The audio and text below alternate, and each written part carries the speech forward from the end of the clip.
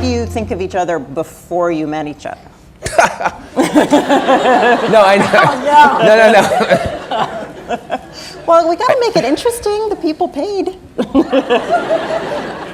Yes, Bobby, what did you think before you met me? I saw Giada. The first time I saw Giada was on a television screen before they launched their show. The programming director of the Food Network, I was walking along the halls of the network one day, and the programming director called me and she said, "You know what? Come in and take a look at this." I said, "Okay." And she put in a disc, or it might have been a tape at that point. And she said, "What do you think of her?" And I said, "Well, man, she has a lot of teeth."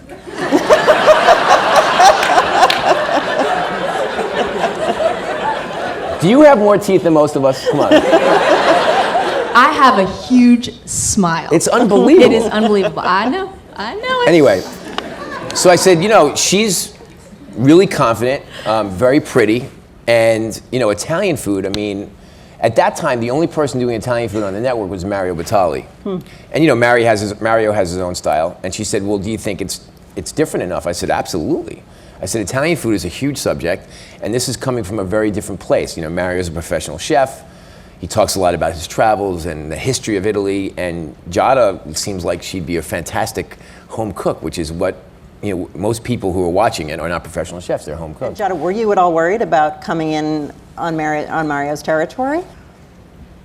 To be completely honest, this was never anything that I dreamt of or wanted. My family made movies, so I always felt like if I wanted to be in front of the camera, I had every opportunity to do that. I never had any interest. I was a very shy young lady.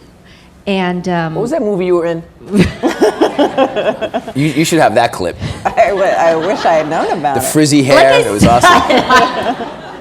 I was very shy, and I chose to cook for a living so that I could bring joy to people but not actually have to face them and talk to them. I could do it all from afar, which I think a lot of chefs choose this profession to do just that.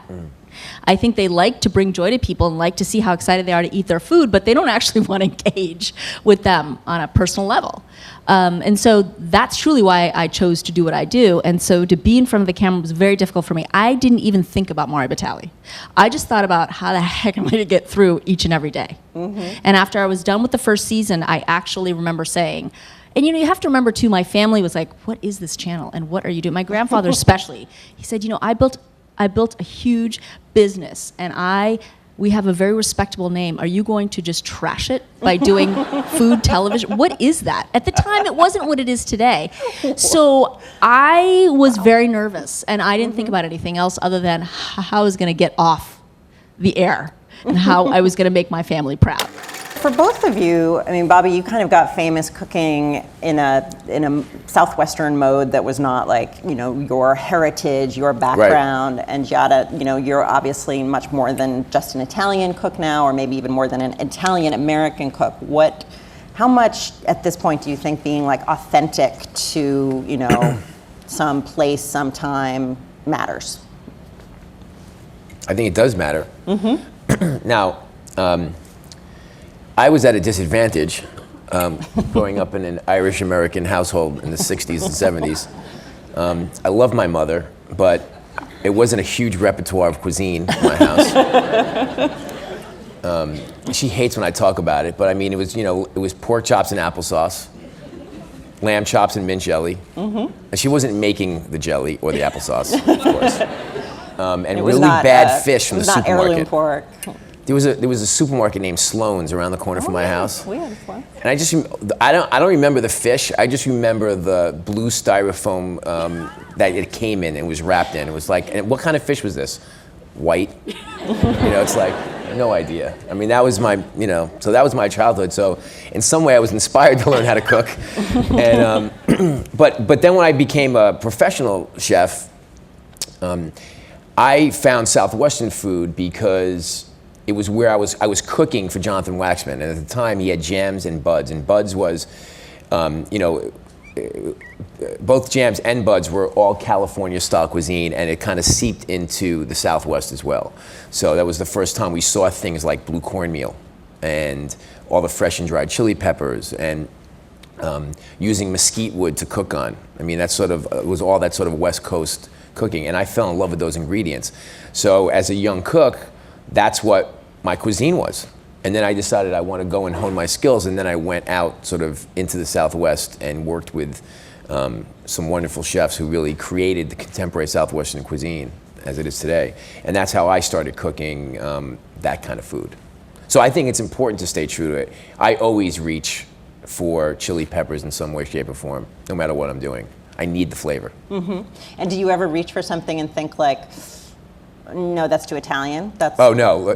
Definitely Okay, not. hold on. Definitely not. Hold on. Vouch for that. Do you know, Giada is she's on the staff of the Today Show. I mean, she's a Contributor. Contributor, thank you so much. And I'm on the Today Show sometimes as well. And whenever I do an Italian dish, it's like I get A lot. He does it a lot. Well, because I love Italian Okay, food. why don't you just tell the story so everybody can follow along? What was the story? Okay, so I'll tell the story. The story is we do Rachel Ray together. Oh, We do Rachel Ray together. Yeah. And I show a tip that my grandfather taught me about making pasta. I make a sauce, right, like a really easy one. And then I take the pasta and I toss the pasta with fresh Parmesan cheese before I toss it with the sauce, right? It's a great so that tip. way the That's sauce good. sticks to the cheese that sticks to the pasta. I'm watching the Today Show. Bobby's going to be on. I'm watching. All of a sudden, Bobby gives this great tip to Al Roker.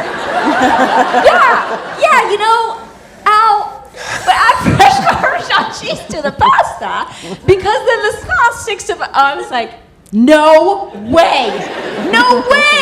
Oh yeah, that's his Italian little tip that he just learned from his Italian little buddy Giada last week. Only he didn't say that. it's a true story. okay.